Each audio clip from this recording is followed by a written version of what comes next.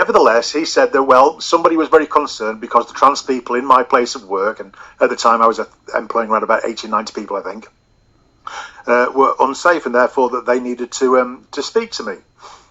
I said, well, has there been a complaint at all from anybody in my work? He said, oh no, this is a complainant from a different part of the country. I thought, well, that's very, very odd.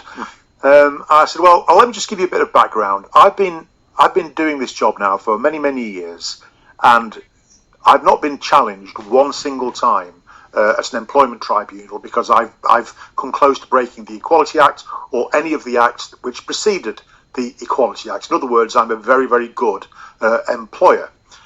He said, well, nevertheless, this person believes that your place is a dangerous place, and that's why I've got to speak to you.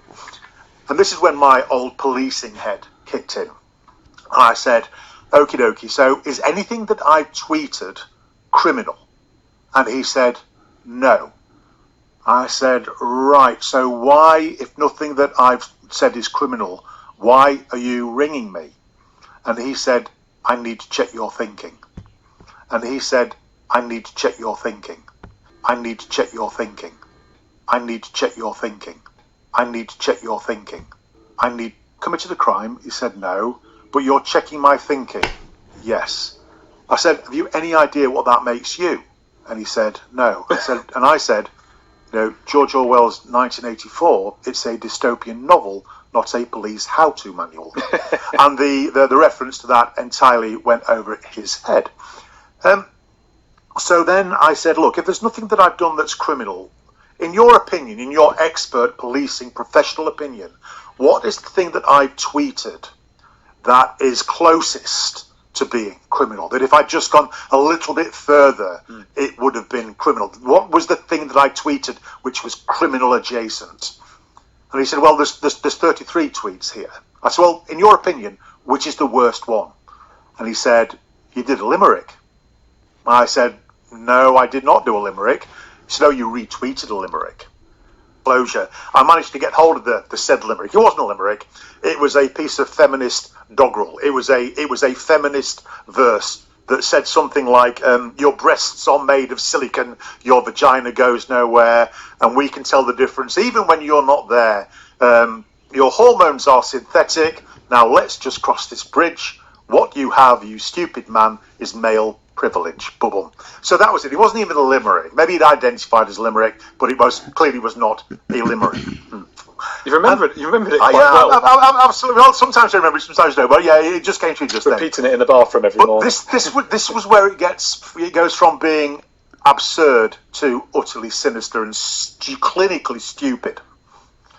When we challenged homicide police as to why they felt it necessary to record and to contact me and check my thinking over the retweet of somebody else's feminist limerick or verse, the answer we got back was that this was an example of a non-crime hate incident. It's the first time that I'd ever heard of a non-crime hate incident.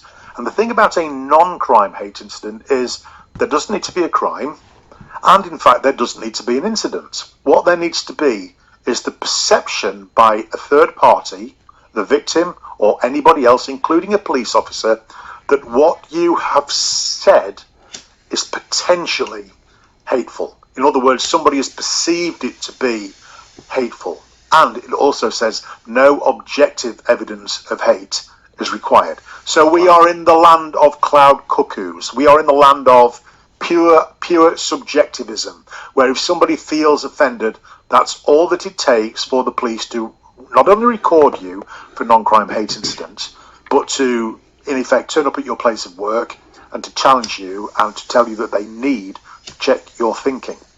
And the rationale for this is as follows. The police say that the recording of a non-crime hate incident is necessary because it is the staging post on a 5-step journey through criminality, through discrimination, through criminality, and the getting off point is genocide. So I was on step 1 of a 5-step journey to genocide. Is this written down? Like yes, the steps? yes, absolutely. Which, without what they call necessary intervention, I was on the genocide train, and it's a good job that PC Gull came to visit me, because otherwise I would be the next literal Hitler, going around seeking transvestites to devour. That was literally what they said. Now, it's based upon some very dodgy work of a fellow called Gordon Allport, who was writing in America in the 1950s. And to be fair to Gordon Allport, let's remember America recently come out. It wasn't very long since the end of the Second World War. Mm-hmm. It wasn't very long since we'd uncovered the absolute horrors of the genocide. And, you know, he's a social psychologist, and I think what he was trying to do, he was making a genuine attempt to see how that had occurred. What was the cycle of violence? Because it doesn't just erupt out of nowhere. It starts with something. And what it starts with taking your freedom of speech away. Then they can do whatever they want, because how are you going to complain about it if it's against the law? Yeah. What he thought it started off with was a feeling of hatred. And then that progressed through a series of stages until you finally get Auschwitz. Mm-hmm. That's all very well and good. But you can't simply transpose in whole a model written in the 1950s by an American sociologist who was studying the causes of genocide, etc., and just drop it down whole and unedited and unnuanced onto modern day policing, because it's very, very different. Mm-hmm. The notion that me retweeting somebody else's limerick, or in fact the writer writing, you know, that I keep calling it a limerick, but you know what I mean, writing that would somehow lead to genocide. I think it's not only stupid, it's not only insane, but it's utterly insulting to the victims of actual genocide. The notion that if only we could have stopped Hitler doing hateful painting, or, you know, doing hateful rhymes or whatever, then we would have stopped the entire course of World War II. It's just absolutely bizarre. It's lazy thinking. And it was that guidance that said that any perceived hate, regardless of objective fact, any perceived hate must be recorded as a non-crime hate instance if it is against certain groups of people. So if it was based on race, ethnicity, sexuality, or gender identity, etc., religion, then that was it. It didn't matter whether there was any objective evidence. It had to be recorded as a non-crime hate incident. And it gets even worse, because the guidance says that any attempt to pass the complaint through a layer of rationality and common sense was a case of secondary hate. What? So, yes, that's what the guidance said. So if the police applied any common sense, then they too were responsible for a non-crime hate incident, and they were guilty of causing what was known as secondary victimization. Now, I think it's bad enough that the state, via the police, record you for hate. I think that in itself, that mark of Cain, that stamp of disapproval by the state on your character, is bad enough. But it gets worse than that, because there are very, very real-world consequences to having a non-crime hate incident against your name. For 6 years, we discovered, for 6 whole years, from the moment you're recorded, the Chief Constable can disclose on an enhanced DBS check to your employer or a potential employer the recording you have for hate. Now, I've got a copy of my non-crime hate incident, and it's chilling itself, because right at the top of the page it says crime report, not non-crime report. It says crime report. Then it says crime, transphobic hate. Then it says suspect, Harry Miller with all my details. Then it says victim, and then it says nature, and then transgender hateful, and blah blah blah blah blah. And it's only in the very small print at the bottom of the page that it says category of crime, non-crime. Now, now we're talking Orwellian doublespeak here. Yeah. Now I'm asking you now, if that lands, if you're looking through a bunch of CVs and that lands on your desk, yeah, I won't hire them. What you're going to do, you're going to file it Route 1 waste paper. Yeah. And that is where, because the Stasi were disclosing on their DBS checks these non-crime hate incidents. And that was the end of your career. That was the end of your prospects for promotion. A student at St. Joseph's High School in Ontario, Canada, was arrested and charged with trespassing for attempting to take part in his classes. This after Josh Alexander says that he was suspended for organizing school protests against biological males in girls' bathrooms. He says that he also argued in class that God created two unchangeable genders.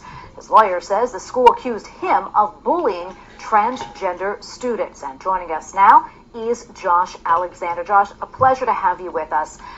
Okay, so walk us through what happened at your school. We know that you spoke out in class about gender issues, but what exactly did you say and what happened next?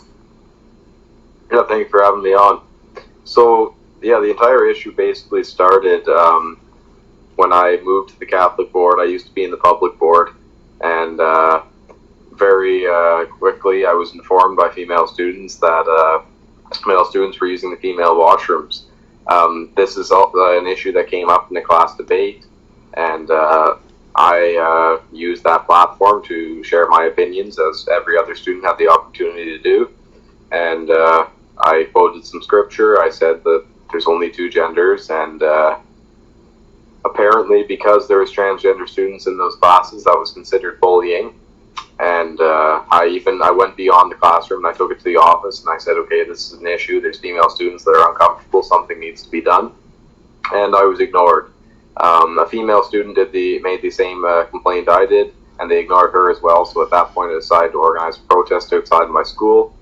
And 2 days before the protest, they suspended me indefinitely. And then they permanently banned me from 2 of my classes.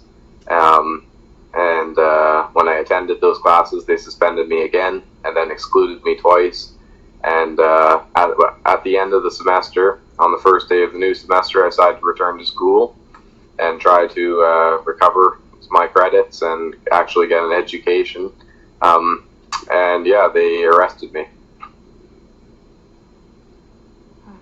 That is unbelievable. You know, it's important for us to note, though, we did reach out to the school to get their side. However, they actually declined to comment on this matter. That said, we know that your lawyer says, and we mentioned that the school is accusing you of bullying transgender students. You know, what do you say to that? Well, my issue was never with the individual student, and I made that very clear with both on my social media in person and on my media responses. My issue wasn't with the individual student. I have an issue with a system that is going to encourage this form of misbehavior, and I do sympathize with the confused transgender students because they've been wronged by their parents and by society and by the education system that has pushed this indoctrination on them. But at the same time, that doesn't mean I'm going to condone their wrongful behavior, especially when it's a violation of my female peers' privacy. So I'll continue to stand up. Yeah, and also, you know, the school that you go to is Catholic, but transgender ideology is not in line with Catholic teaching. I'm curious, did anybody at the school ever talk about this or teach this in class? Oh, the gender ideology that gets pushed by the Catholic board is incredible. I had teachers telling me and the entire classroom that male breastfeeding is okay and it's normal and it's natural. And actually, one of the allegations that's being held against me until this day is that I said male breastfeeding is pedophilia. So that kind of shows you where the Catholic board's at right now. You know, Josh, I'm curious, how has this all impacted you? I mean, at the end of the day, you're still a 16-year-old boy, and none of this can be easy on you. And what's happening with your education? Well, as of right now, I don't really have much of an education. They've offered me some online stuff, but I was actually the organizer of the student walkouts across Canada during the Freedom Convoy against the online learning and against the mask mandates and all that. So I'm certainly not going to accept this form of inferior education. So I demand to be in person in class because all I've done is exercise my freedom of expression. But yeah, I mean, I get a lot of hate messages and there's a lot of people that hate me, but at the same time, I don't really care. I did what I believe is right and what's right before God, so at the end of the day, I'm happy with that. This is in a Catholic school.